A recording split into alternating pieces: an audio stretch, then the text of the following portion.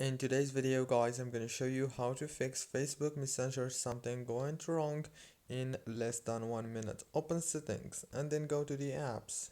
When you open the apps on this page, you will find all the apps that you have on your phone. Scroll until you find the Messenger app and click on it exactly like that.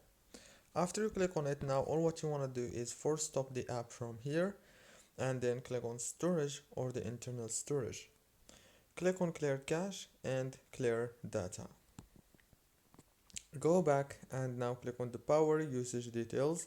Click down here on force stop and then go to the app launch, disable the manage automatically option and make sure that those three options are enabled. Click OK and go back to the settings again. Go to the wireless and networks, enable the airplane mode and after 5 seconds, exactly 5 seconds, disable it.